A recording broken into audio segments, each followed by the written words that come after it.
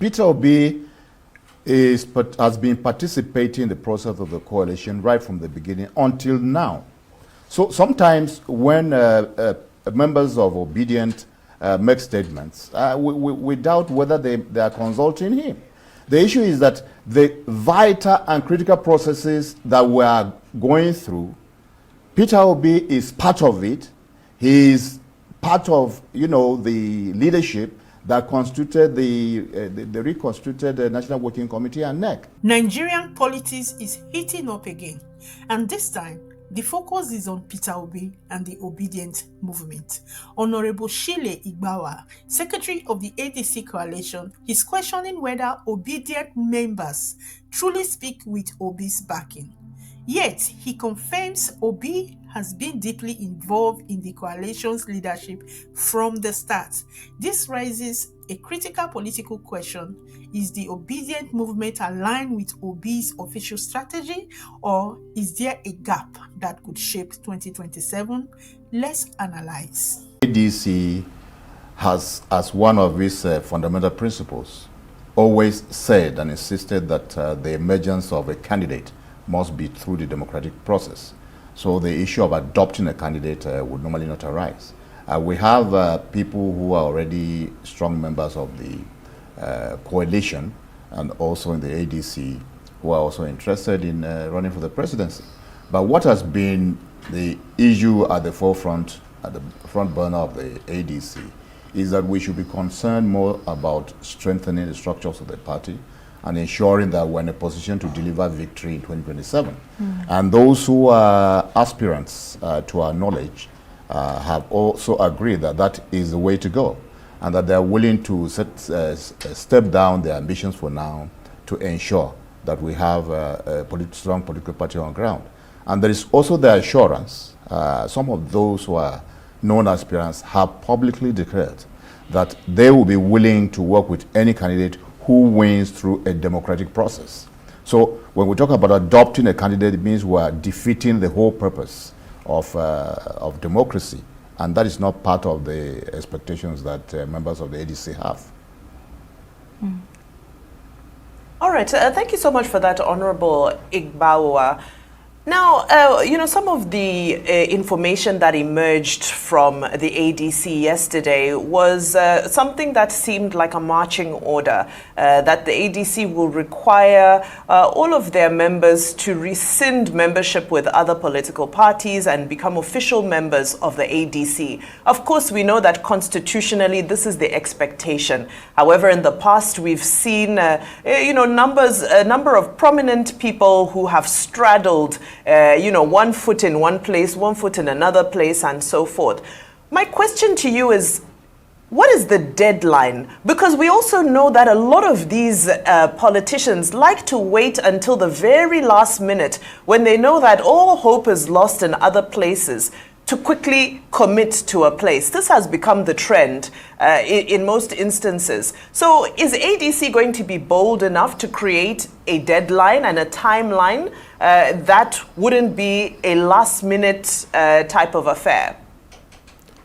No, thank you very much. I think it's not, the deadline is already here. It's now.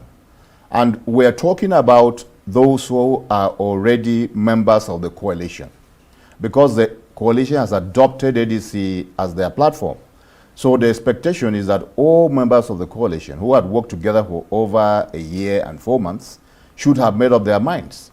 We had said in previous programs on television and the media generally that there was some concession given to only two persons, and that was His Excellency El-Rufai and His Excellency Peter Obi, who had outstanding elections in their own former political parties. So they were allowed for the time of the off-season elections to canvass for their candidates. But now that is virtually over. For His Excellency El-Rufai, he has already conducted the by-elections in Kaduna, which he was interested in, and he doesn't have any reason to continue to be showing his membership of more than one political party. And like you rightly said, that is what the Constitution provides. Ibawa, one of the reports stated that Atiku Abubakar is yet to become an official member of ADC. Is this true? I'm not too sure about that because we have both, manual and online registration. So I wouldn't say that for now. So you're not sure if Atiku Abubakar, who has been carrying the mantle of the ADC as his brand, you're not sure if he's an official member of the party? No, I'm not sure about the allegation that he's not a member of the ADC. I would rather say he is. And it will be left for a person who has better information to say he is not. I believe that he is a member of the ADC. Okay, let's look at the internal workings of the party, especially a fallout from the stakeholders meeting that was held yesterday at the ADC. Now, one of the take-home is that the party agreed that they would support whoever wins the primary. But the question is, we understand that Section 84 of the Electoral Act 2022 provides for 3 modes of conducting primaries with the presence of INEC. That's the direct, indirect, and the mode of consensus rather. But what mode is the ADC adopting for its elections, primary elections? The National Working Committee of the party is working on those details. Like I told you, the preoccupation for now is to, speed up membership registration, which is a concern of most members of the ADC, and that was emphasized very strongly at yesterday's meeting, that the process of membership registration and, very importantly, revalidation, because there are some members on the register of the ADC who are no longer there. But look, one reason or the other. Let me just come in. Looking at the states the ADC is right now, they would be wrestling against an incumbent factor. That's the ruling All Progressive Congress. You don't think that ADC is in a race against time, that they need to show some sense of urgency in its planning? That's exactly what we're doing. We know we're in a race against an incumbency, but there are 2 sides to incumbency, like a coin. You have the positive signs of incumbency and the negative signs. Right. And for us, we know that the APC belongs to the negative side. They have not much to count in their favor for being incumbents in government, because they've messed the place up. Well, speaking about the APC and the negative and the positive sides, recently a Canadian court reportedly declared the APC and the PDP as terrorist organizations. What do you make of that report? Well, it shows part of the negativity that I'm saying. If the perception of the international community, and more so the Nigerian community, is that the APC and the PDP have failed, and they are not parties who we here are not calling them terrorists yet, but there are all elements of banditry in both the APC and the PDP, and that's why we say they are negatives. And we do not believe that the majority of Nigerians are looking forward to APC or ADC. And we're talking to Nigerians directly at the grassroots, and we know what we're doing. Okay, Honorable Igbawo, I just want to come back to, the membership status of some of your front runners, if I may call it that, for the presidential ticket within the party. Today's Daily Independent reports that the Obidient movement have declared that there's no uncertainty or confusion about Peter Obi's position, that he will run on the ticket of the Labour Party for 2027.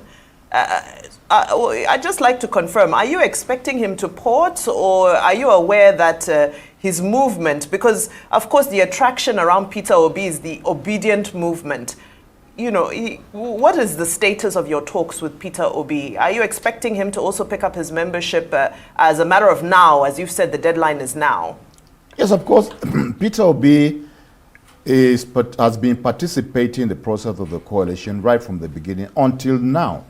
So sometimes when members of Obidient make statements, we doubt whether they are consulting him. The issue is that the vital and critical processes that we are going through, Peter Obi is part of it. He is part of, the leadership that constituted the reconstituted National Working Committee and NEC. And if you have no keen interest in a political party and you are moving your principal persons into their leadership, then I don't know what else will show us that.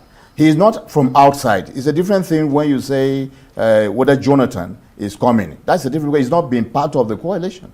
But Peter Obi has been part of the coalition from the beginning. And I have seen him say in audio and video messages that he's a member of the party and that he is there not just for the purpose of getting a ticket for the presidency. He is there to salvage Nigeria. That is what he has said himself. So I'd rather believe Peter Obi himself, who is at meetings with us, than believe those who were part of his 2023 ambition. They may be thinking that maybe they are better off identifying as the Obedients, but I can assure you that Obedients themselves are not static. Don't you need them? Don't you need the Obedients in 2027? We definitely need them. And several of them are in the leadership of the party of the ADC as I'm speaking to you. But I should perhaps remind you that the Labour Party has two factions. I will not be surprised if some of the Obedients have chosen a different faction, but for those who are in the faction in which Peter Obi is, are certainly those who are for the ADC. And we are working with them. Where the national chairman of the party, of the Labour Party, is with us at meetings every time we meet, along with Peter Obi. So I don't want to believe those who are speaking possibly without due consultations. Okay. So what would you say are specific strategies that the ADC is pursuing in these early realignments? Well, matter of strategy, you know, there are not matters you discuss too openly, but we know what it takes to win an election. And so you are developing strategies, one, of building a formidable political party. We are developing strategies of having a very, strong and democratic constitution. We are working towards a workable manifesto, and we are working towards developing a blueprint for an ADC government. But so that when we come into government, we're not going to start looking left and right. What do we do? Because these are being worked upon. And so we come in ready to start to hit the ground running on day one when we take over, governance in Nigeria. Okay.